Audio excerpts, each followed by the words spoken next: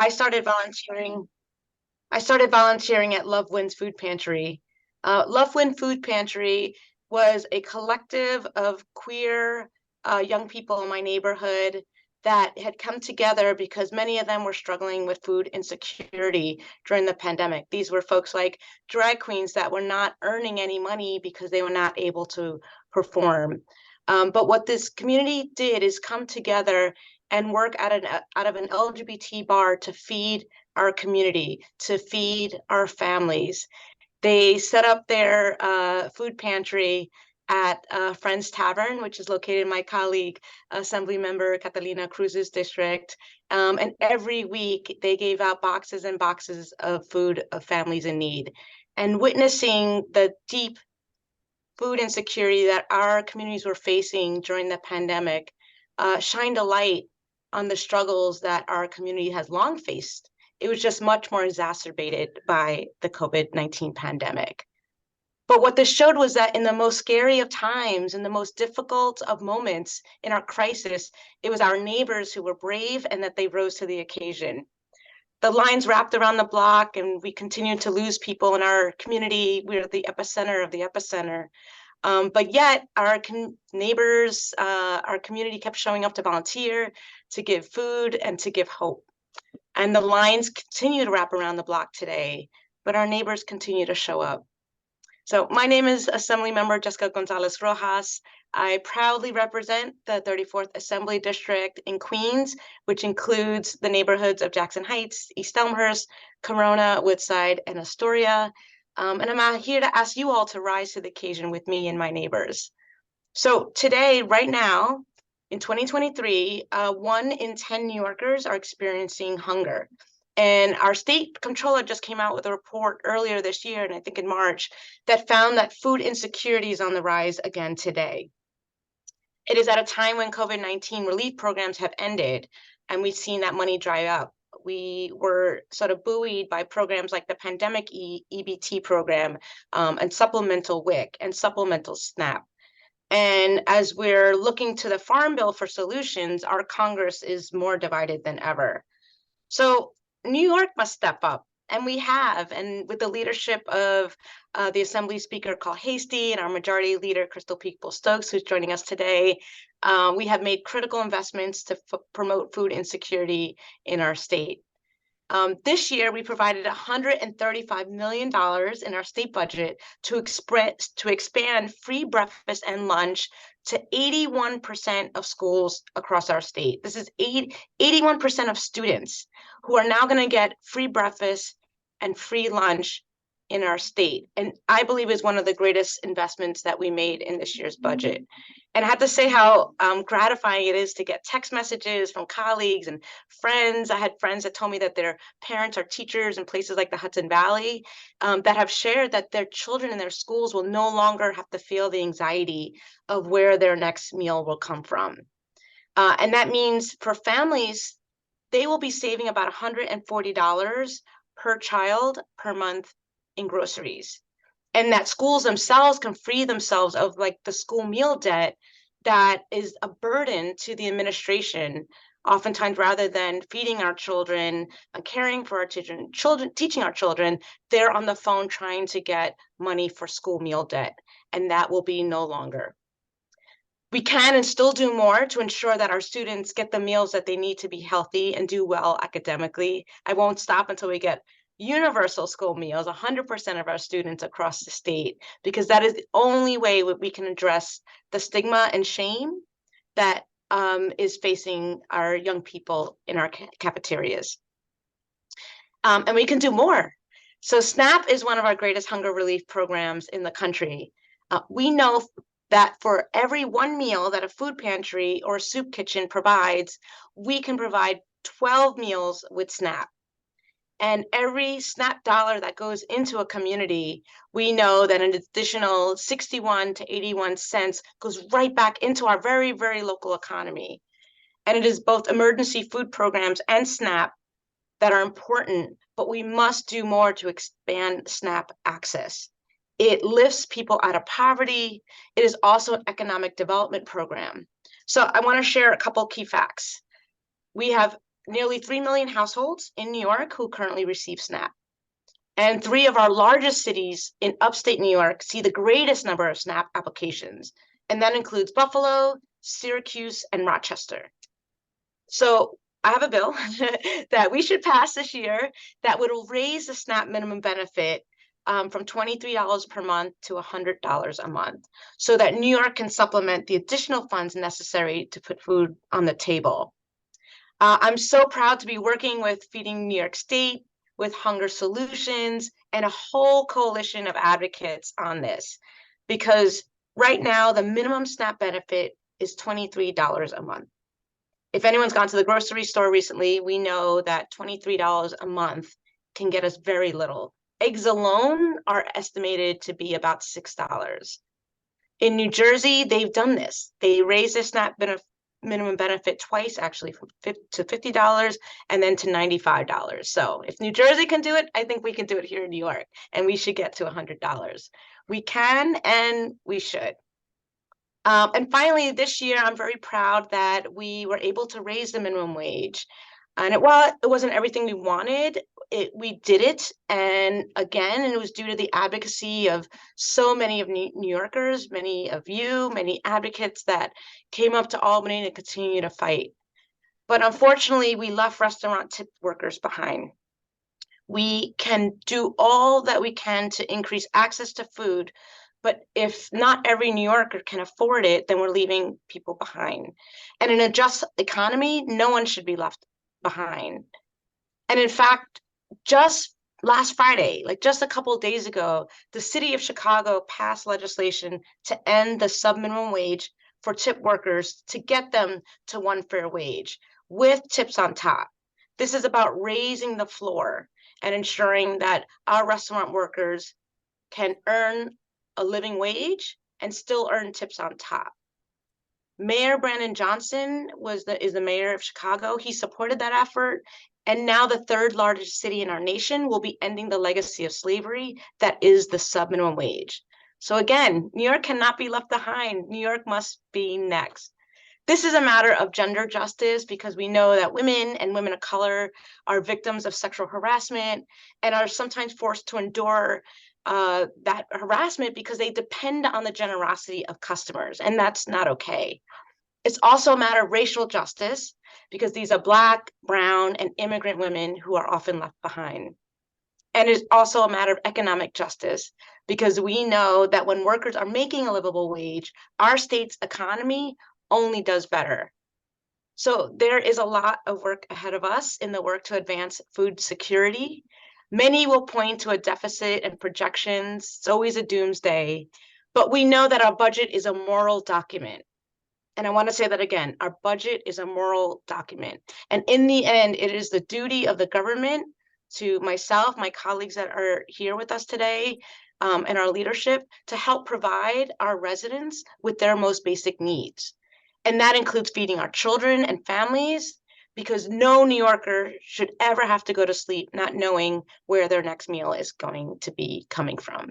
So I thank you all. I thank you all so much for being in the fight with us, for me being in the fight with you, for the advocacy, for elevating your voices, to learning about the expansive issues that we need to address to ensure that we are truly ensuring that New York has food security for every single family. And I want to thank the leadership that's here today, my colleagues. I look forward to the fight ahead. Thank you all so much.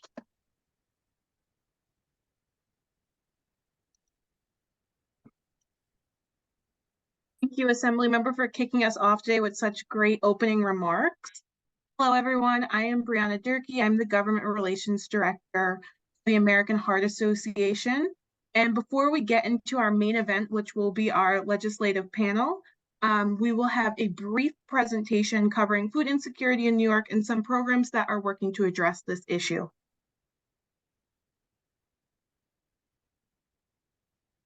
So let's start by setting the stage for today and discussing food insecurity in New York. What's the difference between food and nutrition security? So food security is access to certain quantity of food that is sufficient whereas nutrition security is food quality that is having access to fresh, affordable, nutrition-rich foods. And talking about setting the stage of food insecurity in New York, we know that between 2 to 3 million New Yorkers struggle to afford food each day. Food and nutrition security increase risk to adverse health outcomes, complications to the ability to manage illnesses, and it leads to higher healthcare costs in New York. So talking about equity, there are disproportionately high rates of food insecurity in Black, Hispanic, and Indigenous New Yorkers, as well as children and veterans. And next slide, please. Now, getting into the programs that address food insecurity. I'm starting off with the Supplemental Nutrition Assistance Program, otherwise known as SNAP.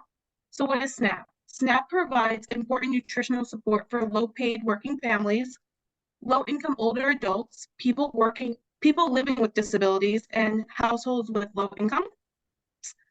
Approximately 2.9 New Yorkers participate in SNAP, and the minimum monthly SNAP benefit, as mentioned by Assemblymember Gonzalez Rojas, is $23. We also know that 50% of SNAP participants are families with children. And now, why is this all important? Because we know 1 in 7 people in New York relied on SNAP to put food on their tables in 2022. And we also know that SNAP lifts people out of poverty. Next slide, please. So getting into some top takeaways. We know the majority of SNAP users, like I said, are children, older adults, and those living with disabilities. We also know SNAP is linked with improved health outcomes and decreased healthcare costs. SNAP helps people and the state save money.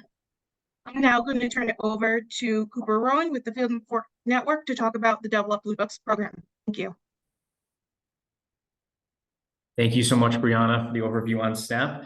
Hello, everyone. As Brianna mentioned, my name is Cooper Rowan. I'm the policy manager with Field and Fork Network. Going to talk a little bit now about Double Up Food Bucks New York. Double Up New York is a SNAP matching nutrition incentive program run statewide, run and administered by Field and Fork Network. How the program works is it matches SNAP dollars dollar for dollar up to $20 per day at participating locations all across the state. We know from studies done by the Nutrition Incentive Hub that nutrition incentive programs such as Double Up Food Bucks have a statistically proven model to increase fruit and vegetable consumption among the participants compared to those who are not enrolled in these programs. The program itself is considered a triple win. It's a win for families because they get to stretch their dollar and bring home more food to their families. It's a win for farmers because they get more business connected to more partners across the state to sell their produce. And it's a win for local economies. A study done by Colorado State University showed that nutrition incentive programs such as Double Up Food Bucks have a return on investment for $1 put in, up to $3 is then generated and recirculated back into the economy. Next, this just talks about the growth of the program over the years. Double Up Food Bucks New York Field and Fork started this program back in 2014 at just 7 regional farmers markets in Western New York. And since then, the program has exploded and it has blown up into over 220 different locations across the state. And with reaching over 100,000 SNAP customers and over $2 million in healthy food sales. The program has been growing year over year, a lot of that in the past few years as it was expedited from the COVID-19 pandemic. And we're really excited about a couple really big innovations this year, including Snap Online, where we partnered with Regional Food Hub to allow customers to use their SNAP card to purchase produce right online and then subsequently earn their Double Up dollars and spend those all online as well. And very excited to announce our integration and partnership with Tops Friendly Markets, a large retail grocer here in New York, where we launched a seamless integration of a coupon solution to allow all SNAP shoppers to get Double Up Food Bucks printed via a coupon automatically whenever they shop, completely eliminating sign up or registration barrier for this program. And lastly, just to show the reach of the program, we're currently in 32 counties all across New York State, with a goal of reaching 57 different counties by the end of 2027. And this program is adaptable and flexible. We're available at farmers markets, mobile markets, all the way into large grocery chains such as Tops. And we're able to achieve this through various sources of funding, one of which is at the federal level, the Gus Schumacher Nutrition Incentive Grant Program, otherwise known as GusNIP. We've received these funds in the past, and it allows us the opportunity to match dollars that we could get from the state to bring directly back into New York State. The program requires a dollar-for-dollar match requirement, and which makes it all the more important for New York State to invest in this program so we do not leave federal dollars on the table. Just to sum it up, key takeaways here: Double Up Food Bucks is a triple win for farmers, families, and local economies. It's a statistically proven model to increase fruit and vegetable consumption, and for every dollar is invested by the state, the federal government will match that and bring it back into New York. Thank you, and I will pass it along to my colleague Ryan from Feeding New York State. Thanks, Cooper. We certainly affirm the importance of nutrition programs like SNAP and Double Up Food Bucks in reducing hunger and improving nutrition security. Unfortunately, however, far too many families still fall through the cracks. And despite nearly 3 million New Yorkers participating in SNAP, the reality is benefits are too low and there are too many barriers to participation. That's where the emergency food system and programs like Nourish New York help fill in the gap.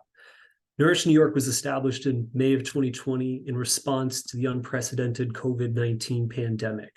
Many of the legislators that we have here in the panel were involved in the program's creation and implementation. It was ultimately codified as a permanent program in 2021. What Nourish New York does is it supports New York farmers and families struggling to afford food through the same exact program. Food relief organizations, including food banks, pantries, kitchens, emergency shelters, and others, are eligible to purchase healthy, nutritious produce directly from New York growers and producers.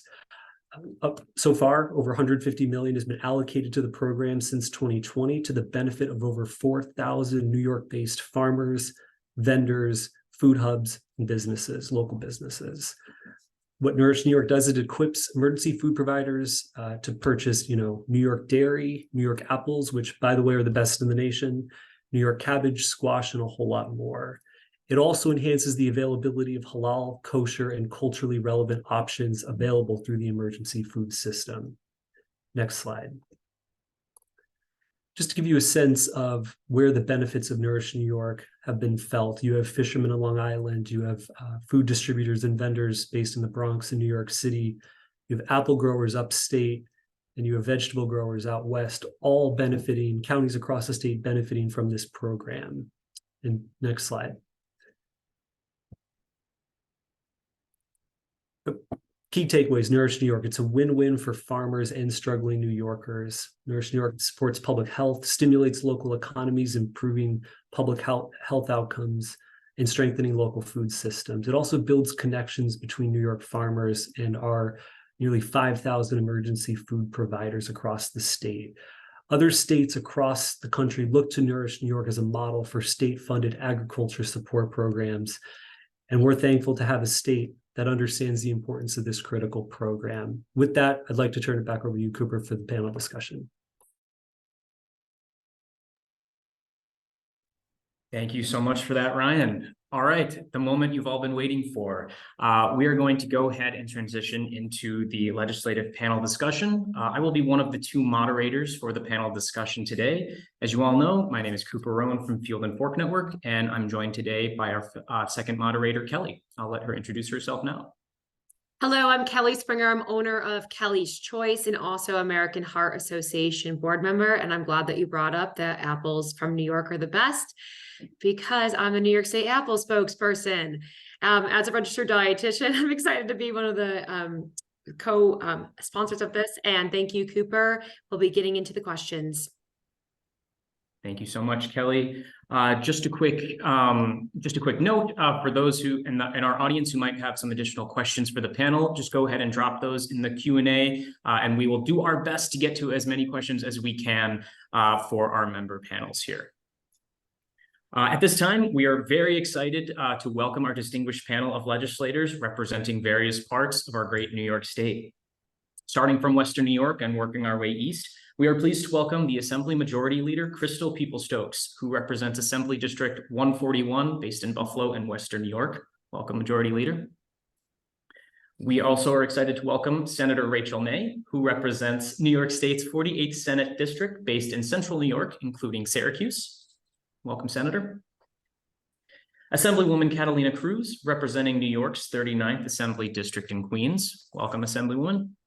And of course, our keynote speaker here today, welcome to Assemblymember Jessica Gonzalez Rojas, also representing Queens area in New York's District 34th Assembly District, excuse me.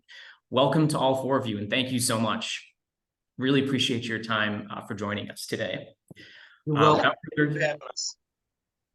Absolutely. Without further ado, we're going to go ahead and dive right in. This first question will be directed towards all of you. Majority Leader, I'll direct it to you first, and then I'm going to pass it over to Senator May, followed by Assemblywoman Cruz, followed by Assemblywoman Gonzalez Rojas. So, Majority Leader, tell us about food security in your district generally. What does it look like? Who does it affect? And what are some of its root causes?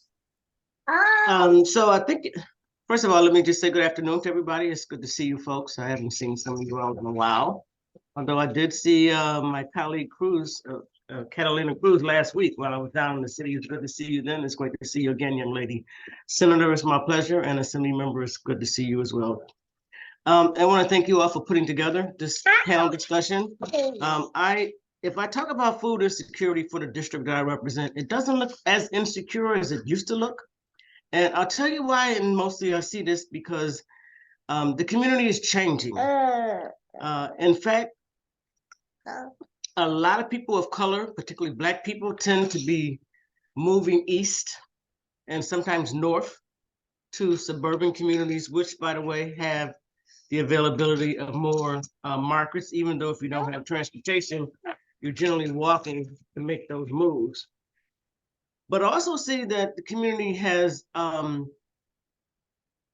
become open to a lot of people from the Bangladesh community and from the Arab community. And honestly, these people grow their own food a lot more than most other people. Now, I'm not so sure if they were able to do that in Brooklyn, because a lot of them do come from Brooklyn, but they are able to do it in Buffalo and in the 141st. And so if you walk past any neighborhood where this population lives, you will see vegetables grown in their front yard. And if you go into their rear yards, which I have the availability to do sometime as a member, you will see vegetables and food grown in their backyard as well.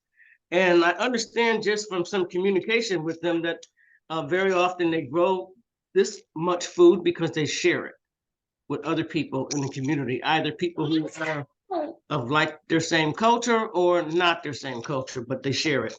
The other thing I will mention is that there are literally 3, maybe there's 4 supermarkets that the Bangladesh community has opened up in the 141st Assembly District. And it's got fresh foods and vegetables in it. It may have meat in it. That's clearly halal meat. Everybody doesn't necessarily eat halal meat, but surely if they tasted it, they would prefer it because it's cleaner. So I think that the food insecurity that as we knew it 5 years ago does not look the same. We may have to change our diet. We may have to change the vegetables that we eat. We may have to have more vegetables in our diet.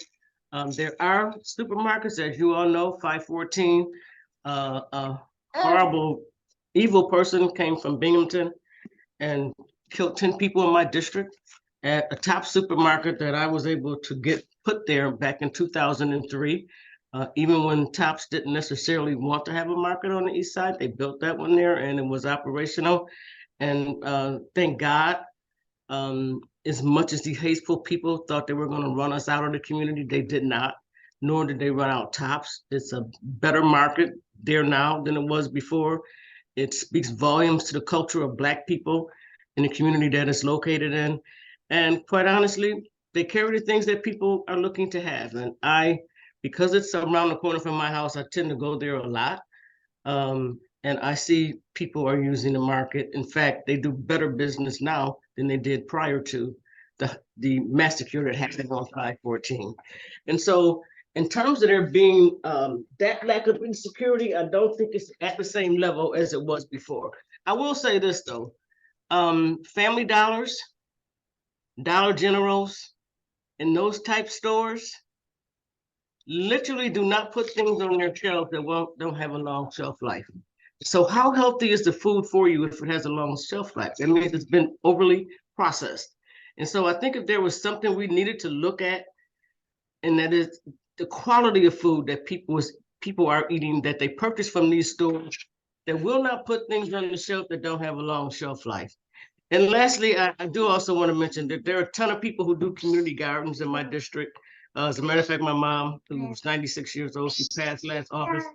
She had a garden in her yard. She barely could get to it, but I was the one that was taking care of it. But there are people who have community gardens all over in my district. And I do want to honor at this point, Allison DeHoney, who is a grower. And she not only grows in several locations within my district, but she also has a truck that she grows on, and she moves it around, and she hands out all of the products that she is able to purchase. We're looking soon to have the opening of an African village co-op in the medical corridor area, with a lot of support from a lot of people in the community. And so I think if you look at food insecurity as you looked at it 5 years ago, you will see it looking a little bit different in the Buffalo area. Thank goodness, there's folks who have added value to the, what is it called? Bucks Up? Double Up Food Bucks. Yes, people use that, okay? That happens. You can use that at Tops Market in my district, and people use it. And there's noticing that not only is you getting you a better opportunity to buy Double Up Food Bucks, that's what it's called, getting you a good opportunity to buy good, clean vegetables to eat and food to have to eat, but it also allows you to save money.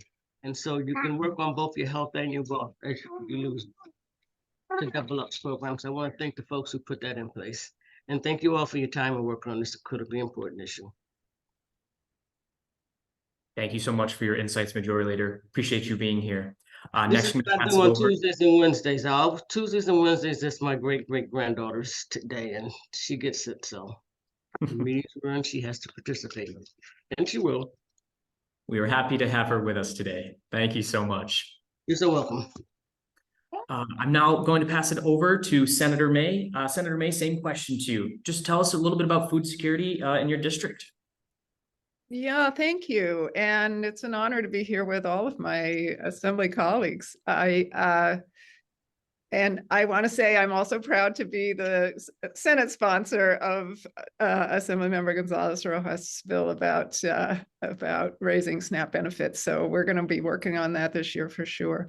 So my district is a little different. I represent the city of Syracuse, the city of Auburn, but I represent a lot of rural areas in between. And I chair both the Committee on Upstate Cities and the Committee or the Commission on Rural Resources. So I'm looking at the whole picture of food insecurity. It's not just an urban issue, but Syracuse is a center, sadly, for child poverty in the country.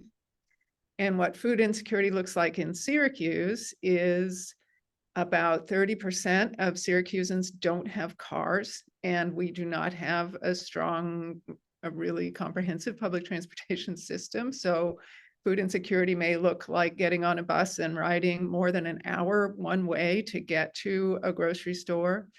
Or it may mean sharing a Uber or Lyft with somebody else so that you can get to the grocery store and buy your food, but that adds a lot of cost to the whole proposition.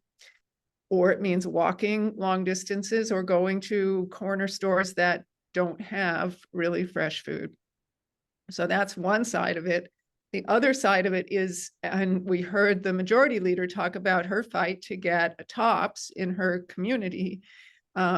I cannot tell you how many hours people put into these fights to try to get real grocery stores in their communities. And a lot of times the grocery stores are set up to fail, partly because so many people are reliant on SNAP. And we have a market called the Brady Market in Syracuse, which is a not-for-profit grocery store. But when I talk to the people who run it, they say one of the problems is everybody comes in when they get their SNAP benefits and they all buy their food at one point in the month. But they have to hire people, they have to employ people all month long, even though people aren't coming in to buy food in those interim periods. So I would love to see us figuring out ways to make those SNAP benefits more flexible, more spread out in a way so that they can actually support a food economy over the whole month and in the long run, so that these businesses can stay in business as well, because it's a real problem. And then in rural areas, we have a lot of people who are also food insecure, which is kind of hard to imagine because the food is being grown sometimes in their own backyards.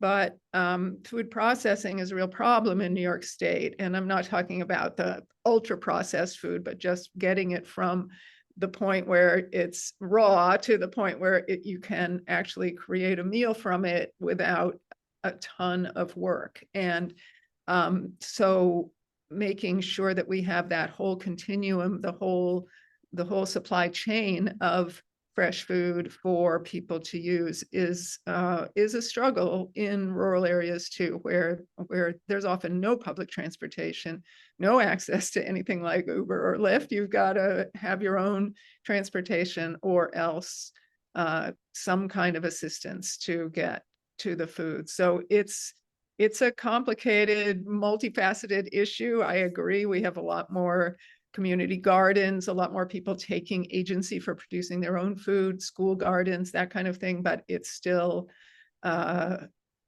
are a lot of people in my district who can't participate in the food economy that the rest of us take for granted. Thank you so much. Appreciate your insights, Senator May. I will now pass along the same question to Assemblywoman Catalina Cruz. Assemblywoman Cruz, if you could just tell us a little bit about food insecurity in your district, what it looks like, who does it affect? Everyone, can you hear me well? Yes. You know, I have a little bit of a different situation. I'd say at the time that the pandemic happened, we had approximately 60% of the people in the district who were born in another country and had a different status that was not a permanent status, meaning undocumented, non-citizen, DACA recipient, the people who generally do not qualify for social safety net programs. And because of that, food insecurity in my district has been an ongoing issue way before the pandemic, where many of these folks had to rely on makeshift food pantries. And when I say makeshift, I mean not the kind of pantries that depend on grants from the state. I'm talking about the churches, something that's set up at a school, at the daycare, that kind of pantry. And then when the pandemic hit, food insecurity began to look very, very differently. You know, these were the times when the folks who live here had nothing to rely on. We're talking about people who depend on a daily pay, day laborers, domestic workers, the cleaning crew at a hotel that's no longer in functioning. We're talking about the low wage workers who, if you don't get paid, you don't eat, you don't have money for rent, and then what?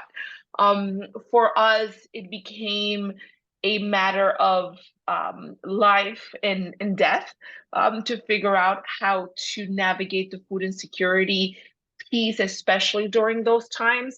And I'm very thankful to Speaker Carl Hasty for letting me use my office as a food pantry. We ended up for, I want to say 6-7 months, actually running a food pantry in partnership with Chefs for America and Chef Jose Andres, running an actual food pantry during 6 months out of the office. And so for that, I am eternally grateful. But food insecurity in my district has been an ongoing problem, and we don't have the kind of community that that could grow their own food. I wish we had yards. I barely have a pot, literally a plant back here, because we're a more building based rather than a home with a yard kind of setup. So even if folks wanted to resort to that, it's not the kind of community that we have. And my apologies for the dinging. This is a brand new computer and I still can't figure out how to silence that piece. So my apologies. And you have also folks who are dependent on daily wages to eat, and then the daily wages weren't coming, and for some of them they still are not. And so and I know we'll talk about it more later, but that was the birth of Nourish New York. Thank you so much, Assemblywoman. Can't hear any of the dinging, so you're totally fine. And lastly, same question. I'm going to pass the torch over to you, Assemblywoman Gonzalez Rojas. Just tell us a little bit about food insecurity in your district. Thank you so much. And it's so great to be here with my colleagues, even virtually, and don't mind the sun setting on my face here. As I mentioned earlier, and to what our Assemblywoman Cruz said, our neighborhoods are literally adjacent. Like I have half of Jackson Heights, she has the other half. I have half of Corona, she has the other half. I have a teeny bit of Elmhurst, she has much more, the whole of Elmhurst. But we're seeing the very same things in our communities. As I mentioned earlier, the lines for the Love Wind Food Pantry, again, a pop-up food pantry, the people coming together to support one another were wrapped around neighborhoods. Again, this is a community that has come together to support one another. So even though our community is a very immigrant, working class neighborhood, many people with as Assemblywoman mentioned, a range of immigration statuses in which render them ineligible for a lot of the programs that we're fighting for. It was a generosity of our community and our neighbors that showed up to support one another. We had many mutual aid organizations created during the pandemic. Some persist. We have the People's Bodega in Astoria that continues to operate and continues to create a space that without judgment, people can come in and get food. And as Assemblywoman Cruz said, like having the investments like in Nourish New York were really powerful. And we had both worked with an organization that I think whose story is really powerful. There's a group called La Jornada that was founded many years ago. And it was a man who saw day laborers waiting on corners who were hungry. And he started packaging food to bring to the day laborers. And from those early days of just feeding day laborers on the corner, an organization was able to be built that had a large food pantry. I also volunteered at the food pantry at the height of the pandemic.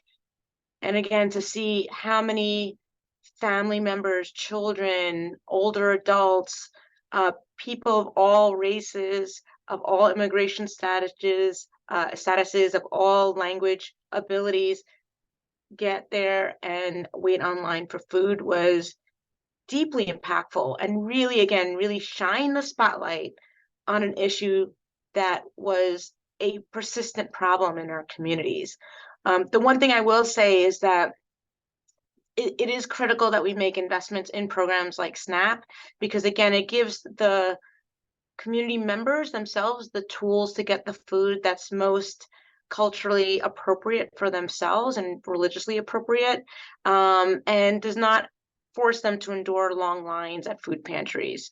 So that's why programs like SNAP feel like really important means to ensure the dignity and reflect the diversity. The Assemblywoman could share as well, like we have every race, every religion, every ethnic background in our neighborhoods, and the food needs are very variable. And we know that folks go to different local markets, ethnic markets, to get their food. So we want to make sure that we're bringing them into the fold and that we're providing them the resources to get that culturally competent and religiously appropriate food. But we see it, we're fighting for it, and again, I'm just grateful for champions like you all in this struggle. I agree with you. That is a perfect way to say it. And it leads right into our next question. Majority Leader Peoples Stokes, I want to ask you about Buffalo. So Buffalo has one of the highest rates of SNAP participation in the country. How does SNAP reduce food hardships and support local retailers in your district?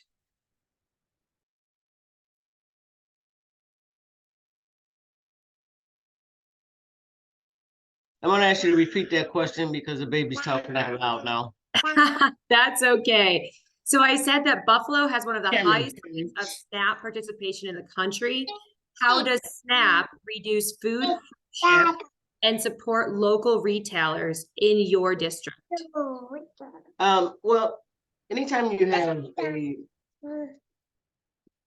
governmental investment into making opportunities for people to do business and get access to good quality food, you cannot be going wrong. So if your question was about the value of SNAP and how it operates, not just at supermarkets, but at farmers markets, at the Broadway market, which is not a supermarket, it's kind of like a vending area, and at farmers markets on Bidwell or farmers markets in Martin Luther King Park, if you have access to these benefits, you can use them there. And so they are very helpful to people, regardless to where they get a chance to spend them at. And regardless to where they're spending them at, because it actually helps the business as well. Thank you. That was a wonderful answer. I appreciate that. The next question is going to go to Senator May. So Senator May, we know that food insecurity and the lack of access to affordable, nutritious food are associated with increased risk for multiple chronic health conditions, such as diabetes, obesity, heart disease, mental health disorders, and also other chronic disease. As we move forward in improving access to healthy foods, what are some goals you have for improving public health while reducing food insecurities?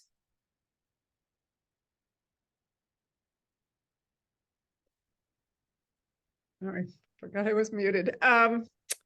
Yeah, I mean, this is such a critical question. It's not just like what policies can we pass, but what will be the impact of them and how can we make sure that they have the kind of impact that actually changes people's lives for the better. I do think some of the things that we have done, like Nourish New York, which is not just supporting our farmers, but bringing really fresh food to food pantries for people who are really in need.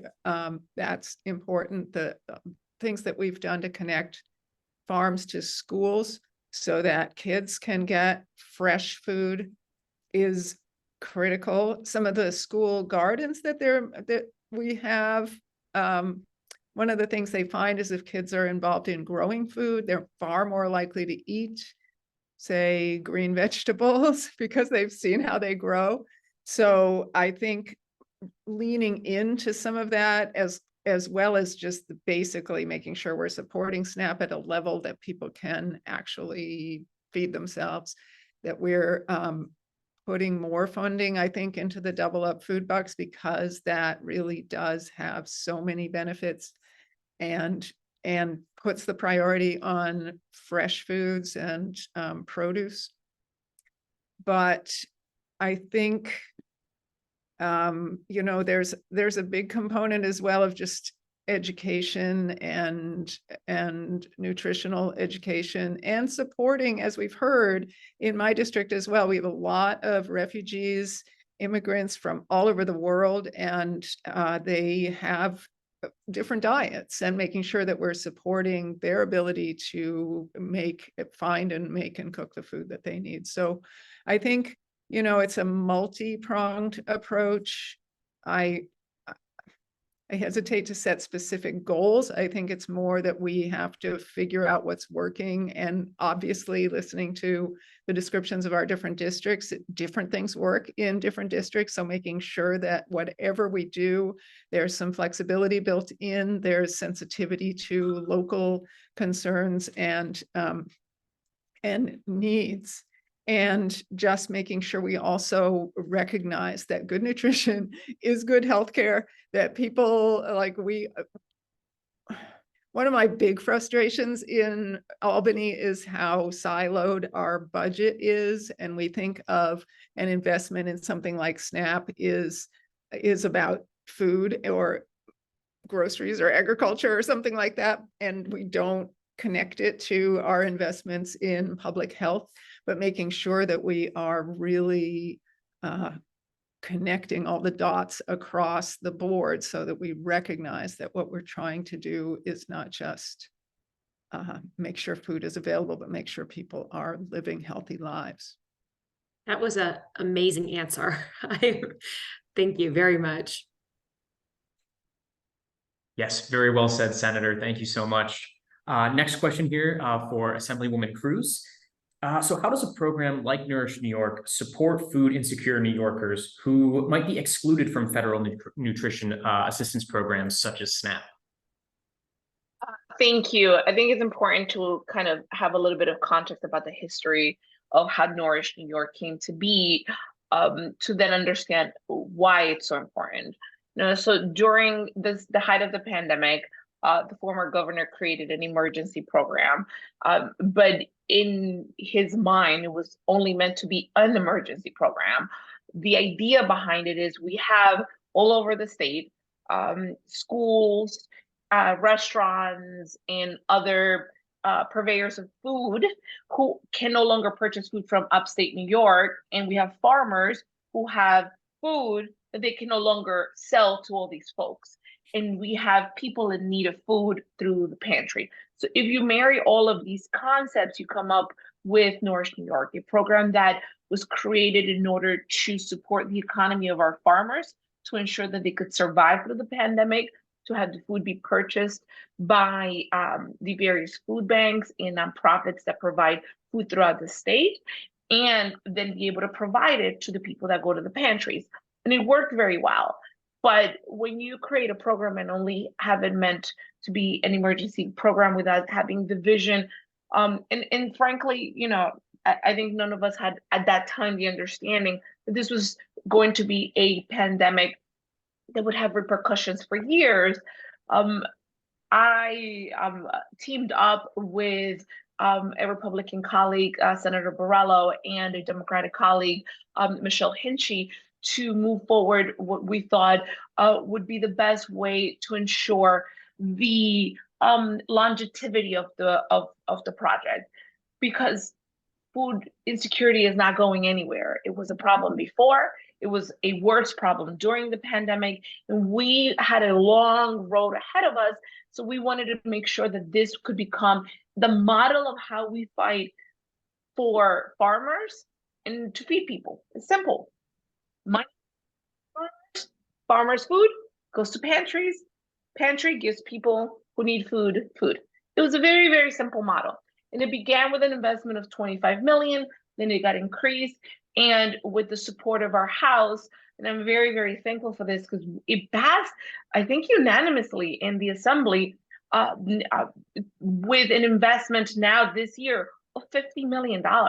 And what we're working on now is making sure that, and this could take a whole other hour of conversations, and making sure that it's implemented the right way, because we have gotten some concerning calls from the various nonprofits that provide the food throughout the state that there could be things that could be done better.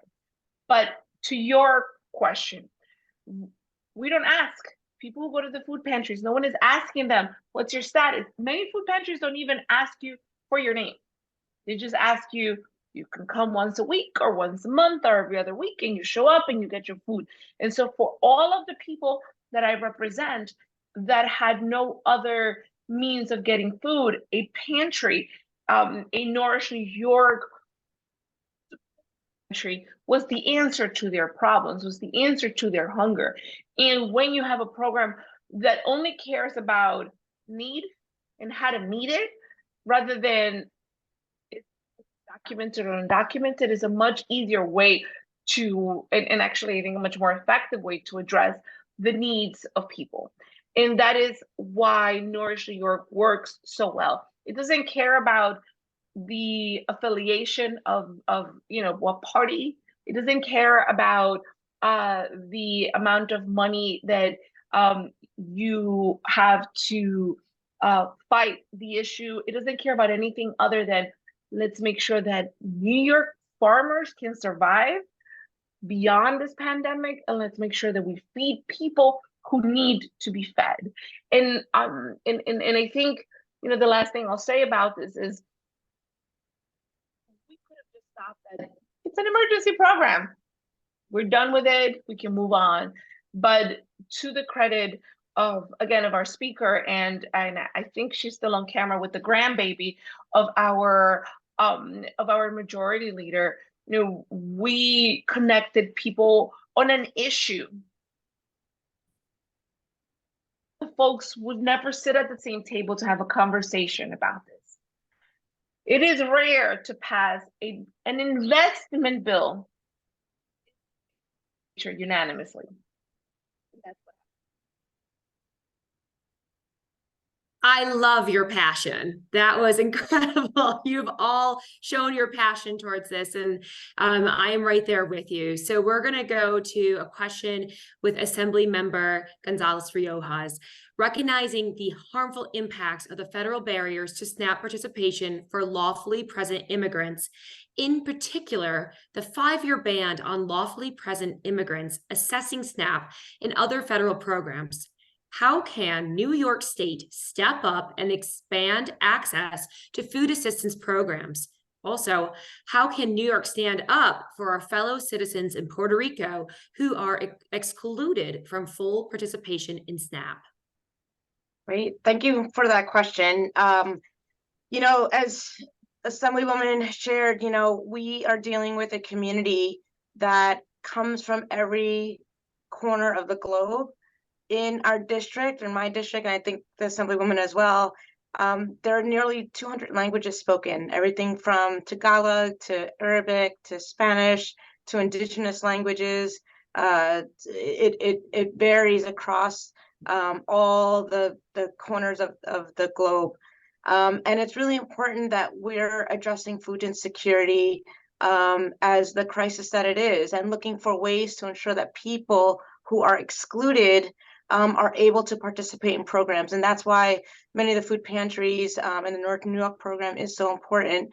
But with SNAP being one of the most effective food security program, hunger relief program, anti-poverty program in this country, it is important that we figure out ways as a state to support every New Yorker in accessing this important program. So I have a bill that would establish a task force that will examine, will evaluate, and will determine the feasibility of establishing a state-funded version of SNAP. So this task force would come together and make recommendations and present findings. Now, remember that SNAP is a program that is fully funded by the federal government through the Farm Bill.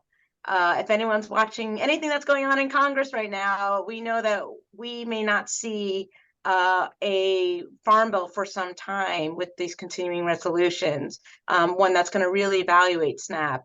And as I talked about earlier, we have the amazing bill with Senator May that's going to look at the minimum benefit. But we also have to think about eligibility, who is eligible, who's able to participate, and representing communities like ours where we see so many families left out. We have to step up and do that work. In California, they recently invested in their state budget, in the 2022 state budget, about $35 million to invest in a SNAP version that allows for their undocumented Californians to participate. Again, we look to other states and we're like, why isn't New York not doing this? And it's really critical that we lead in this effort. So I'm really excited to introduce the bill that addresses the feasibility of creating that, because we know it's going to be difficult. Tensions are high right now, but we cannot absolve ourselves of our responsibility and our duty to care for our New Yorkers. In terms of Puerto Rico is left out. Puerto Ricans are U.S. citizens, but Puerto Rico's U.S. citizens who live in Puerto Rico are excluded from so many programs, and they're often on the chopping block of so many social safety net programs. So we are collaborating and talking to folks in Puerto Rico and of the Puerto Rican diaspora to see what we can do so that we can advocate to ensure that we're standing united with the people of Puerto Rico. New York has one of the largest diasporas of folks from Puerto Rico, to push back on the continual exclusion of our U.S. citizens. And again, I'm fighting for everybody. I want every New Yorker, everybody to be able to be cared for. And I am unabashedly pro-immigrant. And our Puerto Ricans are U.S. citizens who are getting excluded from critical programs, and we have to fight for them as well. So I'm excited to be in coalition with folks. We're looking to raise this to, as New Yorkers, to the federal level, and to make sure that our Puerto Ricans neighbors in Puerto Rico are provided with the same needs that our New Yorkers deserve. Thank you so much. I'm so glad I'm a New Yorker. You're well represented. So I'm going to wrap it up with the last question. And if you can keep it to 30 seconds or less, I know we only have a little bit of time left. And Majority Leader, if you're still with us, I'm going to include you in this as well. But we're going to start first with Senator May, and then move to Assemblywoman Cruz, and then we'll move to Assemblywoman Gonzalez-Riojas. So the question is, looking ahead to the next session, what are your priorities related to reducing food insecurity and supporting vulnerable New Yorkers? Well, first of all, passing this bill so that we can raise the SNAP benefits. But like I said, I would love to work on more flexibility about SNAP so that it can support the businesses as well as allow people, for example, to buy in bulk. We have some people who had that extra benefit early in the COVID pandemic where they were able to really buy differently and get much more healthy food for their families. So there's that. And then I got to say, I'm really proud that we raised the child tax credit in New York State while the federal government was eliminating it, and added it for little babies. But we really have to do something about child poverty, and we can't just rely on SNAP for that. So I'm hoping that's going to be a big focus for us as well. Thank you.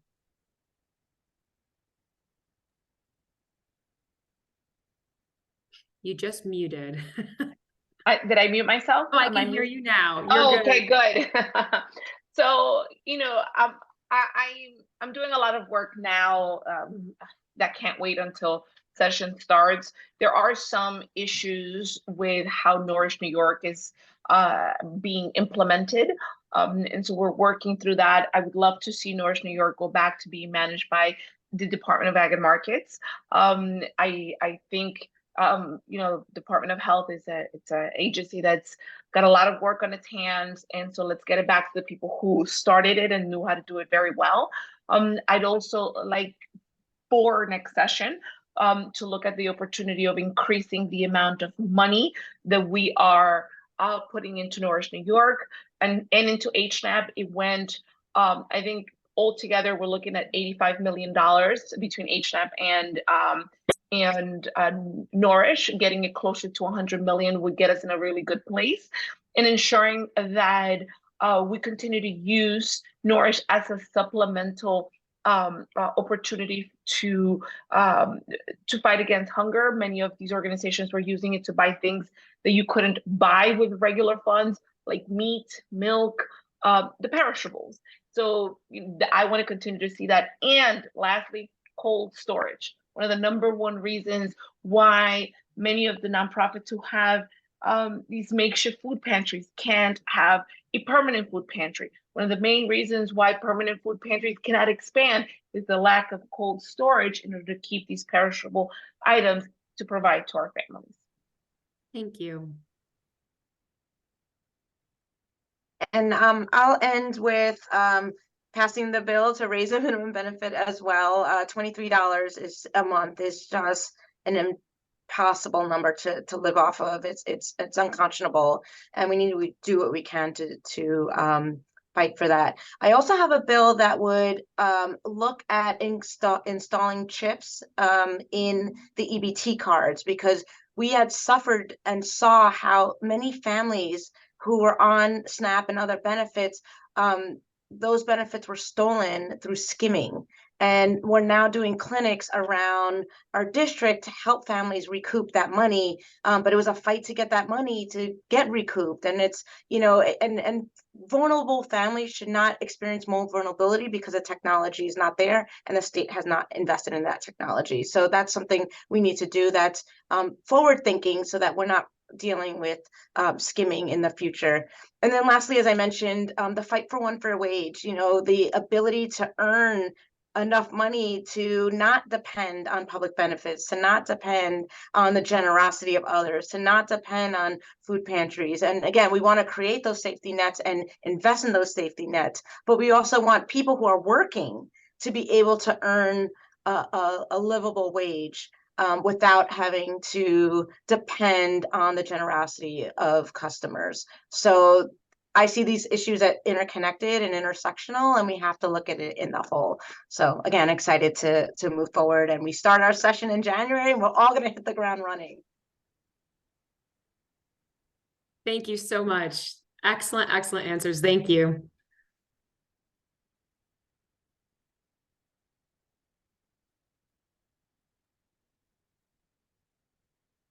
Back now. She heard that she's supposed to go last, so you guys might want to. Is she here? She's back in. Oh, there you are. Hi. Yes, we disappeared for a minute because That's okay. our baby touched something that knocked everything off. We understand. That happens. Her little fingers move faster than I can watch them actually sometimes. So if you could repeat the question for me, if you just are interested in where we are with our legislation, I'm happy to respond to that, but I'm not sure. No problem at all. So looking ahead to next session, what are your priorities related to reducing food insecurity and supporting vulnerable New Yorkers? Well, let me just first of all say that my first priority is always going to be in what's in the best interest of the New Yorkers that are in most need.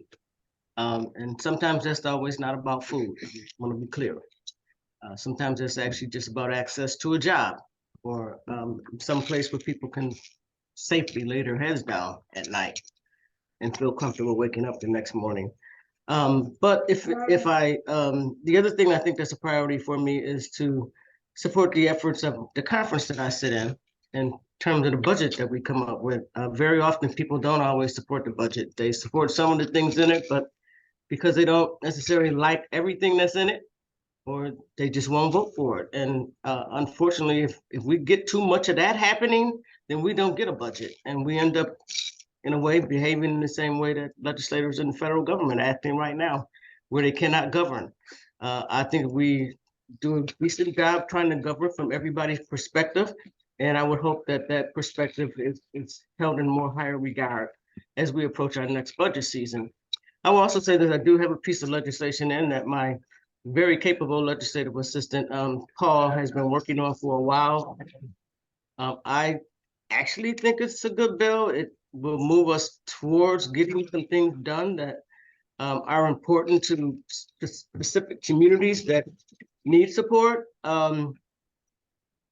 There are some issues that need to change with it. It's a good food bill. A couple of things that need to change with it, and as soon as we get those changed, we will. And because it relates to minority and women-owned businesses, there's a lot of controversy around that now.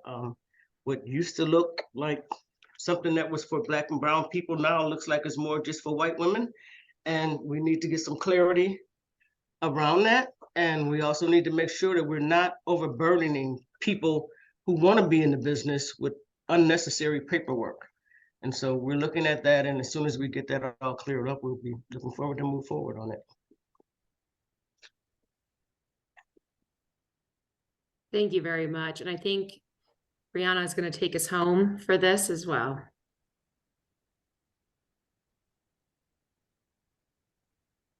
Thank you to all our legislative panel members, and thank you for everyone joining us today. We've talked about SNAP, Nourish New York, Double Up Food Bucks, school meals, and we have a call to action for everyone here today.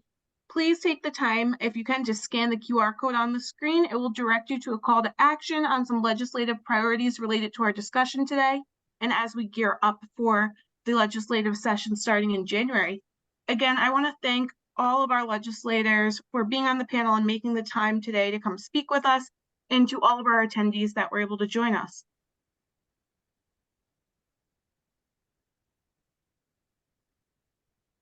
Thank you so much, everyone. Have a great day. Thanks, everyone. Thank you all. You all stay safe as well. Thank you. Have a great day. Bye-bye now. Say bye, camera. Okay, bye.